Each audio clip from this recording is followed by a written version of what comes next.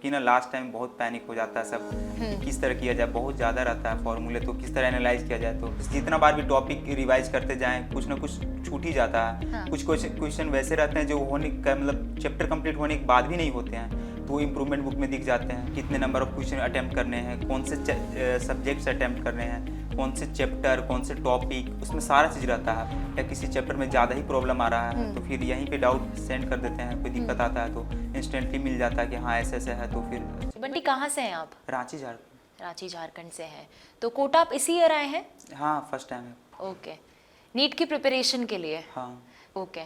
तो अगर बाकी के स्टूडेंट्स को कुछ टिप्स देनी हो प्रिपरेशन के लिए तो क्या देंगे? तो यही कि लास्ट टाइम में बस रिवाइज करते रहना है, जितना भी न्यूमेरिकल फार्मूला है फिजिक्स का, केमिस्ट्री का, बस वही। और मेनली बायोलॉजी में एनसीईआरटी मेनली फोकस करना है, एनसीईआरटी पे जितना बार रिवाइज कर सकते वो ज़्यादा अच्छा रहेगा आपके लिए। तो एलन आपकी बात करते हैं, स्कोर इम्प्रूव हो रहे हैं? हाँ पहले से बहुत अच्छे हो गए हैं, तो मतलब प्रैक्टिस करते करते धीरे धीरे अब अच्छे हो गए नंबर। तो इम्प्रूवमेंट बुक की बात करते हैं सबसे पहले। इम्प्रूवमेंट बुक फीचर आपको कैसा लगा, कैसे आप यूज़ करते हो उसे? काफ़ी अच्छा है, इम्प्रूवमेंट बुक फीचर काफ़ी अच्छा है। पहले रहता तो ज़्यादा अच्छा था इसमें।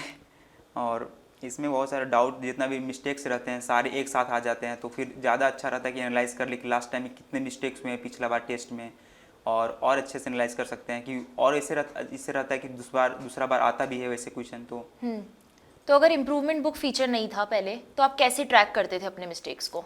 मेनली कि मॉड्यूल में क्वेश्चन मार्क कर लेता हूँ, उसमें कोई दिक्कत हो, जितने भी मार्क होते थे सबको फिर एक साथ फिर पूछता था डाउट काउंटर में जा करके। तो फिर दिक्कत होता था कि फिर जा करके पूछना, फिर सारे क्वेश्चन मार्क करना, कहाँ पे कौन सा क्वेश्चन में दिक्कत आ रहा है। तो मॉड्यूल्स पाइल अप हो जाते थे हाँ एक बहुत साथ? ज़्यादा हो जाता था वैसे। ओके। और अभी इम्प्रूवमेंट बुक के बाद क्योंकि आप सारे मिस्टेक्स को ट्रैक कर सकते हो एक ही जगह पे। हाँ जितना भी मिस्टेक्स रहते हैं, डाउट्स रहते हैं, वो सारे एक बार में कंसाइज हो जाते हैं कि हाँ इतने मिस्टेक हुए थे, इतना हमको दोबारा से नहीं करने हैं।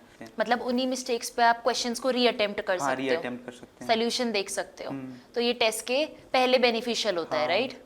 और इसके बाद भी कर सकते हैं तो पता चल जाए कि हाँ क्या गलती है नहीं गलती है, क्योंकि जितने भी टेस्ट में सारे क्वेश्चन आते हैं, जितना भी गलती होता है सारे उसमें आ जाते हैं। तो एक बार गो थ्रू करने से ज़्यादा अच्छा रहता है। फिर इम्प्रूवमेंट बुक यूज़ करके टेस्ट दिया आपने, तो कैसे आपका स्कोर प्रोग्रेस हुआ या कैसे आपने देखा कि सब्जेक्ट वाइज मार्क्स इंक्रीज हो रहे हैं? कुछ दिखा आपको इम्प्रूवमेंट इससे? हाँ दिखा।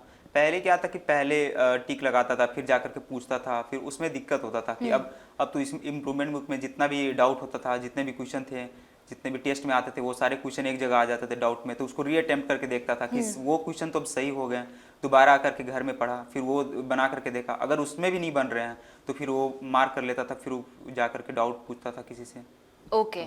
तो स्कोर्स डेफिनेटली इंप्रूव हो रहे हैं हाँ। मतलब इससे। इम्प्रूवमेंट बुक के साथ कौन सा फीचर आप यूज़ करते हैं? Custom practice. Custom practice use करते हैं। तो कस्टम प्रैक्टिस फीचर के बारे में कुछ बताएं, कैसे रहता है ये? कस्टम प्रैक्टिस में क्या है कि उसमें बहुत सारे चीज़ रहते हैं, जैसे कि आपको नंबर ऑफ़ क्वेश्चन डाल सकते हैं, कितने नंबर ऑफ़ क्वेश्चन अटैम्प्ट करने हैं, कौन से सब्जेक्ट्स अटैम्प्ट करने हैं, कौन से चैप्टर, कौन से टॉपिक, उसमें सारा चीज़ रहता है। प्लस उसमें एलन का अपना बनाया हुआ क्वेश्चन बैंक भी है, प्लस पीवाईक्यू भी है। तो जितने भी रहते हैं सारे क्वेश्चन रहते हैं, तो एक अच्छा खासा रहता है कि हाँ इतना करने के बाद एक कॉन्फिडेंस आ जाता है कि हाँ हो सकता है आगे भी हो जाएगा, जितना भी है क्वेश्चन अब छूटेगा नहीं। तो 45 क्वेश्चन का सेट बना लिए कि हाँ 45 क्वेश्चन अटैम्प्ट करने हैं, तो फिर उससे जितने भी आते हैं टाइम बाउंडेशन रहता है, टाइम लिमिटेड रहता है, तो ज़्यादा इफिशिएंसी बढ़ सकता है। तो उसी से जितना भी रहता है सब कंप्लीट करते हैं, तो फिर हाँ कॉन्फिडेंस आ जाता है कि हाँ भी हो जाएगा क्वेश्चन। तो पूरा एक्चुअल एग्जाम एनवायरनमेंट की तरह आप क्रिएट कर सकते हैं टेस्ट। लास्ट टाइम पैनिक हो जाता है कि इतना कैसे किया जाए, तो इतना करने के बाद भी ना कॉन्फिडेंस नहीं आ पाता है। तो हाँ एक लास्ट टाइम में ये अच्छा रहता है कि लास्ट में कॉन्फिडेंस आ जाता है कि इतना करने के बाद कि चलो हाँ अब हो सकता है, क्योंकि इसमें बहुत सारे क्वेश्चन रहते हैं, मॉड्यूल और अपना पीवाईक्यू रहते हैं, प्लस और कोई एग्जाम अदर स्टेट का कोई एग्जाम में आया हो तो उससे रिलेटेड क्वेश्चन आ जाते हैं, तो ये बहुत हेल्पफुल होता है। तो मतलब वैरायटी ऑफ क्वेश्चंस वहाँ कवर हो जाते हैं। हाँ क्योंकि ना लास्ट टाइम बहुत पैनिक हो जाता है सब कि किस तरह किया जाए, बहुत ज़्यादा रहता है फॉर्मूले, तो किस तरह एनालाइज किया जाए। तो डाउट फीचर की अगर मैं बात करूँ तो आप यूज़ करते हो डाउट फीचर? हाँ ओके। मेनली डाउट फीचर ही यूज करना पड़ता है, अच्छा। क्योंकि बहुत सारे डाउट हो जाते हैं, हाँ। तो जा करके पूछना भी दिक्कत होता है। तो या तो फिर अगर कोई दिक्कत हो तो वीडियो लेक्चर देख सकते हैं इंडिविजुअल चैप्टर के, या तो फिर कोई टॉपिक आ रहा दिक्कत तो फिर आप लेक्चर देख सकते हैं। अगर डाउट हो रहा दिक्कत तो उसमें डाउट के भी लेक्चर पड़े हुए थे, वीडियो लेक्चर, उससे डाउट क्लियर हो जाता है। तो किसी जैसे एक पर्टिकुलर चैप्टर को पढ़ने के बाद एक स्पेसिफिक टॉपिक में आपको डाउट आया तो उसको सॉल्व करने की क्या अप्रोच रहती है? किसी चैप्टर में किसी टॉपिक में आ गया दिक्कत तो जनरली तो उसमें डाउट पहले नोट्स रिवाइज कर लेता हूँ। अगर कोई दिक्कत आता है तो फिर डाउट लेक्चर, अगर उससे भी दिक्कत नहीं मतलब उससे भी दिक्कत आता है तो फिर जा करके फिर पूछ सकते हैं, या तो ऐप के थ्रू उसमें टेक्स्ट मैसेज कर सकते हैं, उसमें इमेज डाल सकते हैं, वॉइस मैसेज भी है, आप डाल करके इंस्टेंटली उसके थ्रू वीडियो सॉल्यूशन आ जाता है। ओके तो ये जो मल्टीपल फॉर्मेट्स में आप डाउट पूछ सकते हो ये कैसे हेल्प करता है? लाइक ज़रूरी नहीं है आपके पास हमेशा पिक्चर ही हो अपने डाउट का, हाँ। तो आप टेक्स्ट टाइप कर सकते हो हाँ। उसके लिए, तो इमीडिएट सपोर्ट मिलता है आपको? हाँ, तुरंत आ जाता है रिप्लाई। ओके तो ये कैसे बेनिफिशियल है? बेनिफिशियल है कि अगर कि जा करके कि पूछे या किसी से तो दिक्कत होता है, तो इसीलिए अगर आने जाने में दिक्कत है या तो फिर अगर टाइम लिमिटेड है या किसी चैप्टर में ज़्यादा ही प्रॉब्लम आ रहा है तो फिर यहीं पे डाउट सेंड कर देते हैं। कोई दिक्कत आता है तो इंस्टेंटली मिल जाता है कि हाँ ऐसे ऐसे है, तो फिर अच्छा। बेटा हमने इंडिविजुअली बहुत सारे फीचर्स की बात करी जो ऐप में आपको मिल रहे हैं, लेकिन अगर इसको सम अप करके देखा जाए तो कौन से 2 बेस्ट फीचर्स है जो आपको सबसे ज़्यादा बेनिफिशियल लगे? मैम ऐसे जनरली सारे फीचर इसमें ऐप में बहुत अच्छे हैं, हेल्पफुल हैं। बच्चे को लास्ट में डाउट हो गया, जैसे मेरा फीचर था, मेरा मतलब बेस्ट फीचर ये है कि उसमें इम्प्रूवमेंट बुक हो गया, डाउट्स के सॉल्विंग के लिए हो गया।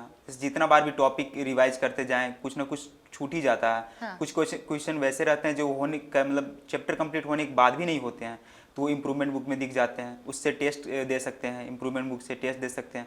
अगर उसमें भी डाउट हो जाता है फिर आप डाउट सॉल्विंग ऐप में जाकर के फिर डाउट भेज सकते हैं किसी का टीचर को, और डाउट इंस्टेंटली आपको मिल जाता है, तो हेल्पफुल होता है। तो जितने भी डाउट रहते हैं इम्प्रूवमेंट बुक में डाउट दिख जाते हैं। अगर कभी ज़्यादा ही हो गया तो उसे बुक मार्क करके आप डाउट फिर पूछ सकते हैं ऐप के थ्रू, आपको इंस्टेंटली वहाँ पे मिल जाता है। तो बेटा हमने इंडिविजुअली बहुत सारे फीचर्स की बात करी ऐप के बारे में, तो अगर मैं आपसे पूछूं इस ऐप को आप कौन से 3 वर्ड्स में डिस्क्राइब करेंगे? अगर इस ऐप को 3 वर्ड में डिफाइन करना हो तो बोल सकते हैं कि वन स्टॉप सॉल्यूशन, इफेक्टिव है and helpful.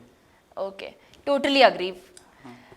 Thank you so much बेटा for your feedback and all the very best for your exam. Thank you.